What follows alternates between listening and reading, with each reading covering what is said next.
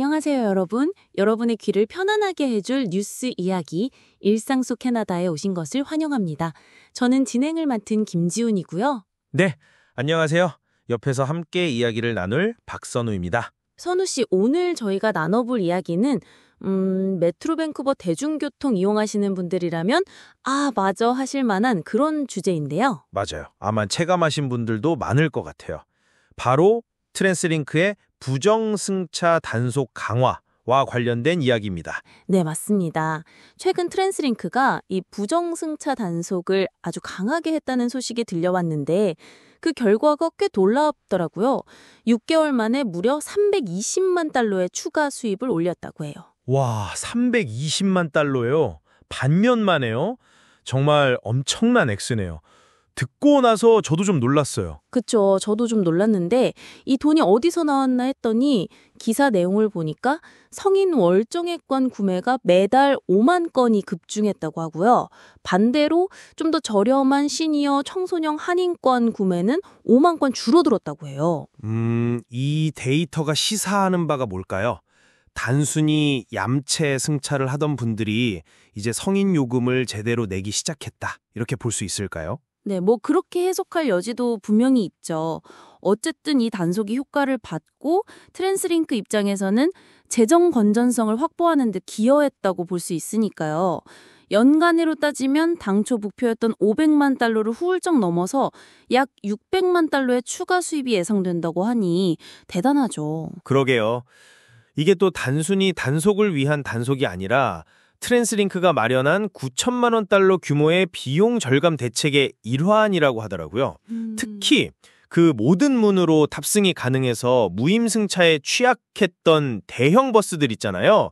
거기에 집중적으로 단속 인력을 투입하고 보안 요원도 8명이나 더 뽑았다고 하고요. 아, 그렇군요. 그러니까 그냥 이번에 단속 좀 해볼까가 아니라 계획된 큰 그림 안에 있었던 조치였네요. 네, 맞아요.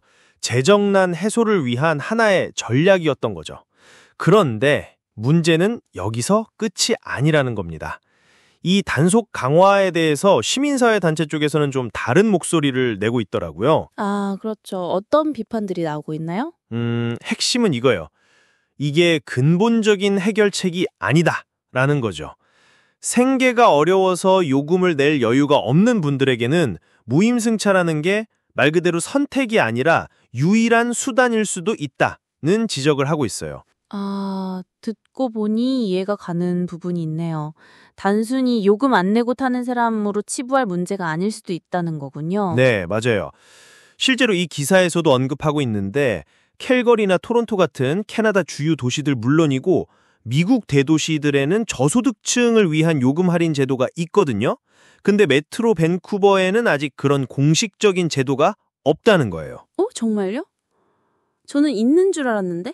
다른 큰 도시들에는 있는데 밴쿠버만 없다는 건 좀 아쉬운 부분이네요. 저도 몰랐는데 그렇다고 하더라고요. 그래서 시민단체들은 이런 상황에서 단속만 강화하는 것이 과연 공정한가 하는 질문을 던지는 거죠. 그럼 트랜스링크 측에서는 이 부분에 대해서 어떤 입장을 보이고 있나요? 저소득층 할인 프로그램 같은 거요? 트랜스링크 입장도 이해는 가요. 자신들 자체 운영자금만으로는 저소득층 할인 프로그램을 도입하기는 좀 어렵다는 거예요. 그래서 주정부 같은 상급 기관의 지원이 꼭 필요하다는 입장을 보이고 있습니다. 재정적인 지원이 필요하다는 거군요. 그렇지만 동시에 요금 지불이 어려운 분들은 개별적으로 문의하면 지원 방안을 찾아볼 수 있다고 안내하고 있던데요. 네, 맞아요. 그런 안내 문구는 있긴 한데 솔직히 기사를 보면 구체적으로 어떤 지원을 어떻게 받을 수 있는지에 대한 내용은 전혀 명시되어 있지 않아요. 그냥 문의해 주세요 정도라서 이게 얼마나 실효성이 있을지는 미지수인 거죠. 그렇군요. 결국 정보의 공백이랄까요? 필요한 정보를 얻기가 쉽지 않다는 거네요. 네, 딱 그런 상황인 것 같아요. 그래서 이 상황을 전체적으로 보면 트랜스링크 입장에서는 재정 목표 달성을 위한 성공적인 정책 집행 사례라고 볼 수 있겠죠. 320만 달러라는 추가 수입을 확보했으니까요. 그렇죠. 숫자로 보면 확실히 성공이죠. 그렇지만 한편으로는 이 조치 때문에 오히려 가장 경제적으로 어려운 취약계층의 이동권 문제라든가 사회적 형평성 문제가 더 크게 부각되고 있는 상황인 거죠. 결국 대중교통의 재정적 지속 가능성을 확보해야 한다는 현실적인 과제와 모든 시민의 기본적인 이동권은 보장해야 한다는 사회적인 책임, 이 줄 사이의 어떤 첨예한 줄다리기랄까요? 정확합니다.